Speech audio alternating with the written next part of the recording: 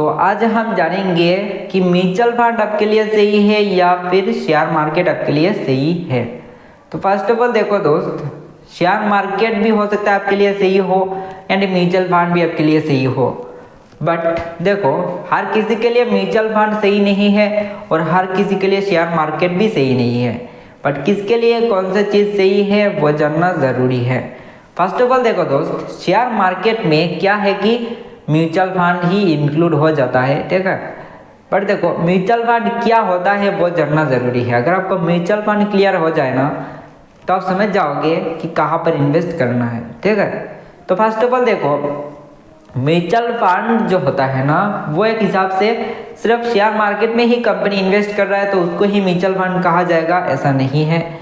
कोई एक fund manager, कोई एक आदमी आप लोगों से पैसा लेके, एक रजिस्टर्ड कंपनी है और आप लोगों से पैसा लेके इन्वेस्ट कर रहा है अपने टीम के थ्रू रिसर्च करके, ठीक है। किसी भी चीज़ में हो सकता है, अच्छे रिटर्न निकालने के लिए, ठीक है, रिटर्न निकाल के आपको देने के लिए।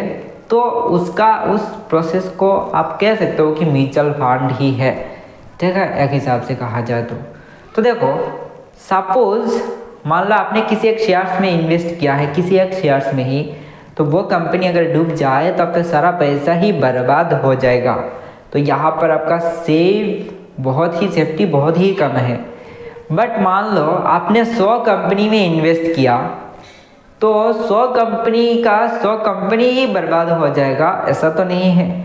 बट अगर आपने रिसर्च ना करके 100 कंपनी में भी इन्वेस्ट किया है तो सारे के सारे ही डूब सकता है, ये तो कॉमन सी बात है। बट कोई अगर एक प्रोफेशन है जो किसी काम पे ही बिजी है, ठीक है, स्टॉक्स पिक करने का, अच्छे स्टॉक्स निकालने का, और उसने अगर 100 कंपनी में इन्वेस्ट किया है तो ऑब्वियसली बात है उनमें से हो सकता है 10 कंपनी भी बर्बाद हो जाए बट 90 कंपनी सही रहने का चांसेस है, ठीक है ना।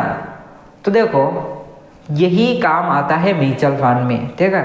क्या होता है म्यूचुअल फंड में, जब आप इन्वेस्ट करते हो तो वहाँ पर क्या होता है, वो कंपनी 100 कंपनी में इन्वेस्ट कर रहा है या तो 50 कंपनी में या फिर 30 कंपनी में, तो वो लोग बता देते हैं कौन कौन सी कंपनी में वो लोग इन्वेस्ट कर रहे हैं, कौन कौन से डेट में इन्वेस्ट कर रहे हैं, कौन कौन से बॉन्ड में इन्वेस्ट कर रहे हैं, वो लोग बता देंगे आपको, ठीक है। तो इन्फॉर्मेशन आपको मिल जाएगा।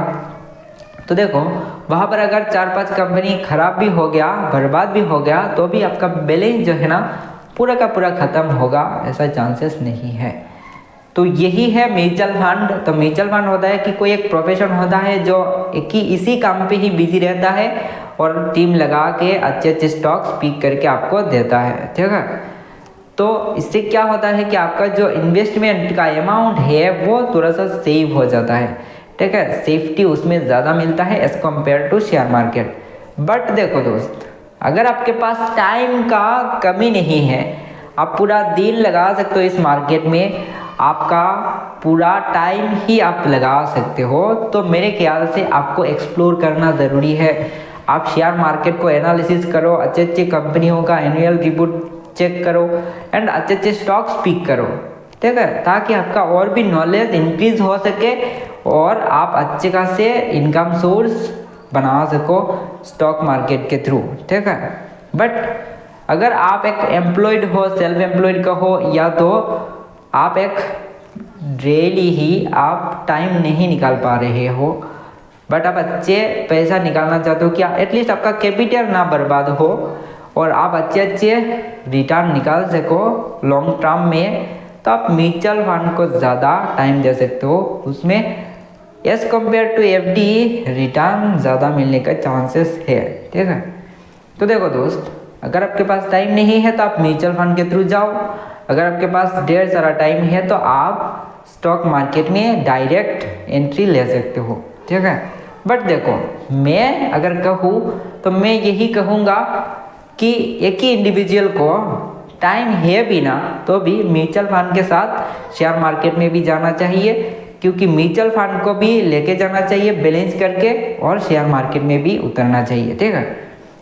अगर आपके पास टाइम है तो देखो दोस्त, एक चीज़ है, अगर आपका एक ही रास्ते से 100 रुपया आ रहा है और 100 रास्ते से 100 रुपया आ रहा है तो आप किसको ज़्यादा सेफ कहोगे, ठीक है। तो ज़्यादा सेफ तो 100 रास्ते से अगर 100 रुपीस आ रहा है, 50 रास्ते भी बंद हो जाए तो भी आपका 50 रुपया तो आएगा ही। बट अगर एक ही रास्ते से 100 रुपया आ रहा है, वो रास्ता अगर भगवान ना करे बंद हो जाए तो आपका पूरा इनकम सोर्स ही बंद हो गया। तो इसी तरीके से शेयर मार्केट में भी इन्वेस्ट करो, एफडी में भी करो एंड म्यूचुअल फंड में भी करो, एंड जितने भी इन्वेस्टमेंट स्कीम है आप डिसाइड करो कौन कौन सा स्कीम आपके लिए बेहतर हो सकता है, देन उनमें से कुछ स्कीम चून करो, यानी चूज करो करके उनमें इन्वेस्ट करो। ठीक है, किसी एक ही जगह पे उतरना अच्छा नहीं है, हर चीज़ को बैलेंस करके ही रहने का नाम ही जिंदगी है दोस्त। ठीक है, तो आई होप आपने समझ ही लिया होगा share market and mutual fund में क्या अंतर है। तो आज के लिए इतना ही, मिलते हैं किसी नए वीडियो के साथ। May God bless you.